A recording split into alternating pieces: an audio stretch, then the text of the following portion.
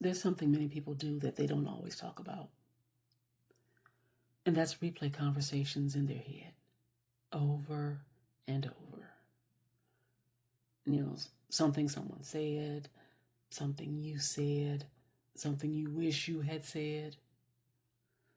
The mind circles the same moment again and again, trying to understand it, trying to find the version where everything would have landed the way that you had hoped. Sometimes for hours later, sometimes for days later, sometimes long after the other person has already moved on. The questions start rolling in. Did I say something wrong? Did I misunderstand what they meant? Did I explain it poorly? And then something quieter begins to surface. Not just did I misunderstand, but was I misunderstood? Because every conversation passes through two different minds, two different filters, two different histories and sets of assumptions.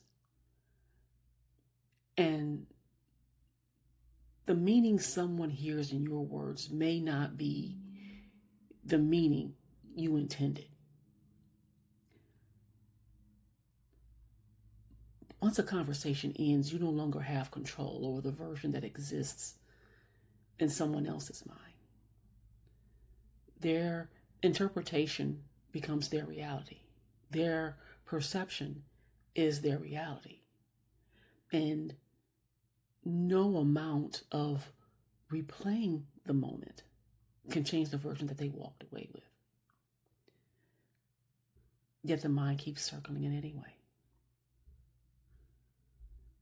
Now, for some people, those who are deeply perceptive or emotionally attuned, or whose minds naturally hold on to detail, this experience runs especially strong.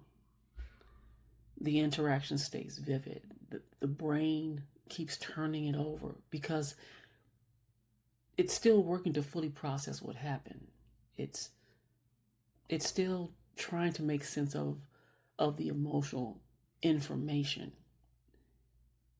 That kind of depth isn't a flaw. Thinking carefully about interactions can be healthy. But there is a difference between reflection and rumination. Reflection looks at a moment and asks, what can I understand from this? And once something becomes clear, the mind moves forward. It moves on. Rumination circles the same moment without arriving anywhere new. You still get the same thoughts, the same questions, the same emotional charge, and it doesn't give you new answers. It simply replays the moment. And it plays it until your mind slowly begins to accept what happened. And over time, that loop quietly drains something. Most of the time, we aren't replaying the conversations because we want a better response or a better sentence to come back with. We're replaying it because something about that moment disturbed our internal footing.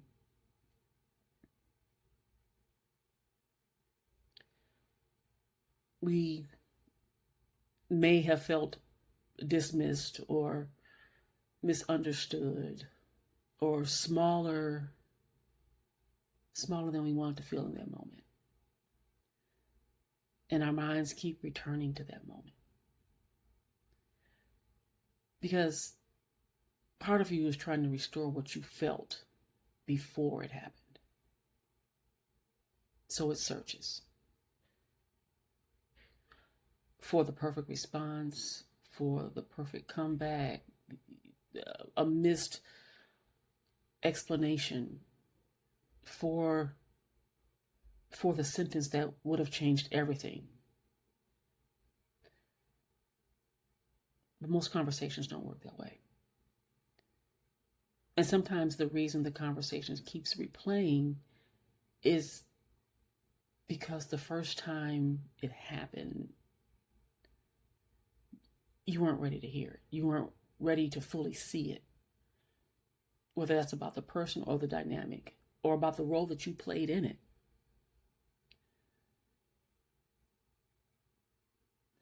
The replay isn't always about fixing the moment. Sometimes it's about slowly accepting what the moment revealed. The mind believes that if it examines things carefully enough, it'll eventually arrive at the version where everything makes sense again. Where you said the right thing and where you were understood and where the outcome feels fair. But we know some conversations don't resolve that way. Because the outcome is not shaped by us alone. It was shaped by another person's emotions, their perceptions, and their assumptions, their capacity for self-awareness. Things that exist outside of your control. So the mind keeps circling a moment that only ever had half the information available. Eventually,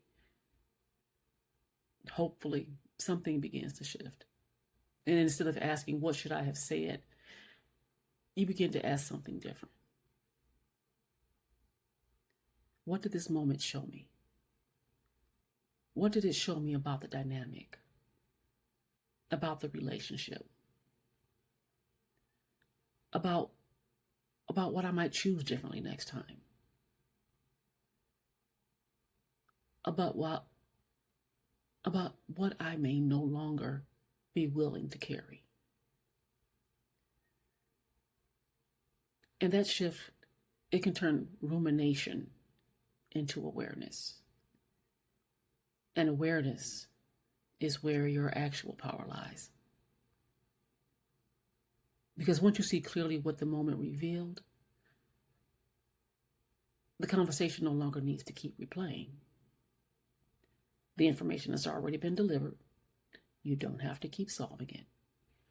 You only have to decide what to do with what you now understand. Sometimes the healthiest thing is to allow a conversation to remain exactly what it was. A moment that revealed something. Not a puzzle to solve forever. Not a mistake to punish yourself for. Just a piece of information about the world you're moving through and your place within it. Sit with yourself there and continue traveling.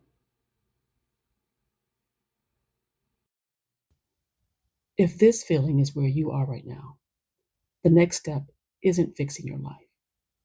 It's understanding where you are. And that's where we begin.